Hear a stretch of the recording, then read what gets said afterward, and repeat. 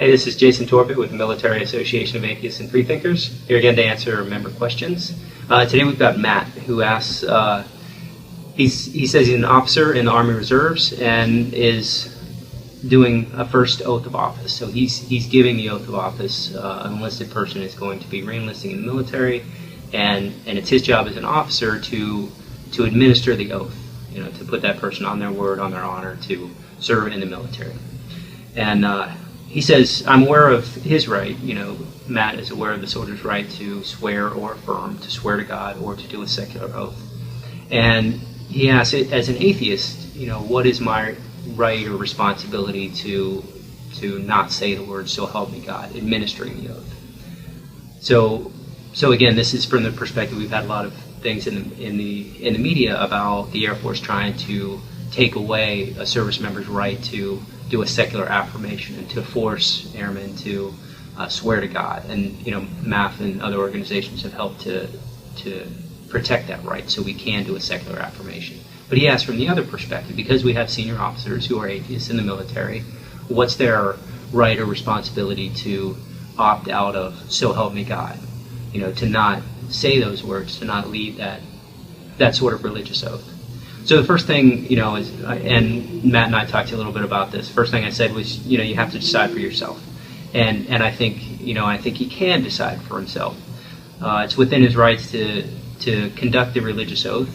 It's certainly important for officers to do that. There will be religious activities and religious things that go on with the command, and that's not necessarily a problem. You're not necessarily condoning or fostering an individual ideology when you protect someone's right to free expression, when you allow things. But it is true that a religious oath like that might conflict with somebody's personal values. That's the problem with a religious oath. But right now, the legal situation, the opportunity is there, the default is there even to do a religious oath. So when Christians take advantage of that right that's currently available to them within the military, we as atheists can certainly assist with that. As they say that oath, as they express not only their military commitment but also their personal values and marry those up with that religious oath, it's almost even we can see the secular value of that, and we can appreciate that they're expressing not just personal values but military values in that oath, and it's something that's I think we can participate in.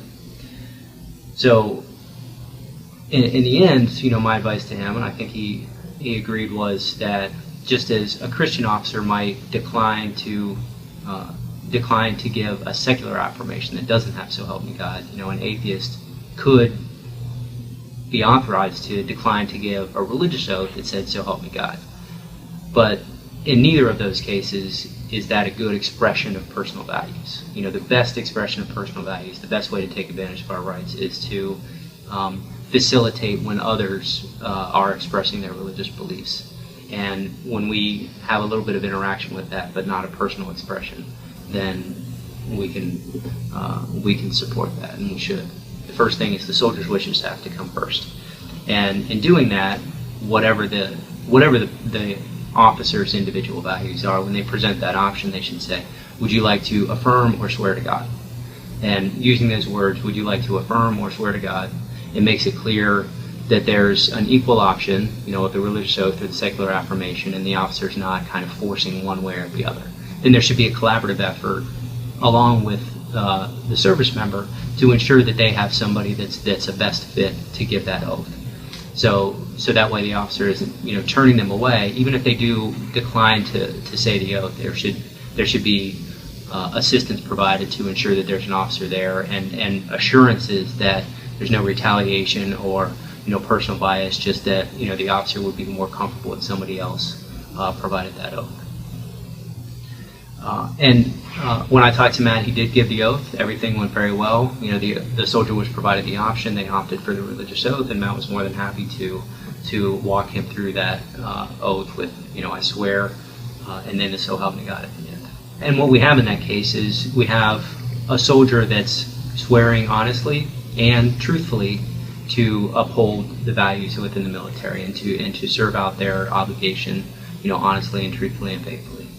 And it's very different, again, than the Air Force situation, where in 2013 and again in 2014, MAF had to really fight for the rights of airmen not to have to swear to God, because in that case you would have an individual, an airman, that had to lie in their oath, basically to swear to a God that they didn't believe in, which really undercuts the purpose of that very important commitment to serve the nation. Within the military, we have situations where this can become problematic, where Christians have in the military declined to sign paperwork for same-sex spousal benefits. Some Christian officers have asserted their rights to say, well, I don't agree with gay marriage, and therefore I'm not going to sign any paperwork approving spousal benefits when that's just standard paperwork. That's, again, another abuse of their authority, because they're in that position.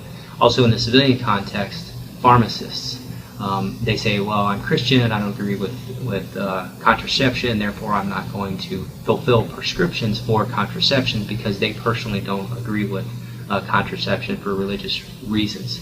And that's, again, kind of an abuse of authority in the position that they're giving, that puts other individuals at risk and imposes religious values on the individual. So I think in this oath situation, an atheist, specifically in this situation, an atheist that wants to give a religious oath should make every effort to do so. Even though it's not their beliefs, it facilitates another person the opportunity to express their beliefs and to give an honest and authentic commitment to serve the military.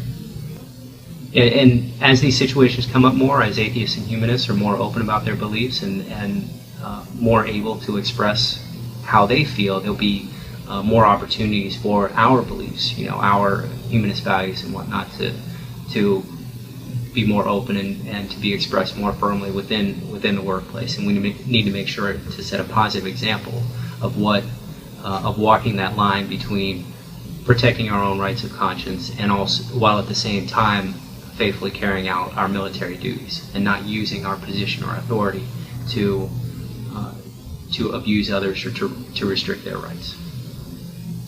So I think this is a situation that worked out well, both for the religious soldier and for the atheist that contacted MAF in that situation. Again, this is Jason Torpey with the Military Association of Atheists and Freethinkers. Thanks a lot. Pay attention to FAQs, and please donate if you can. We need your help.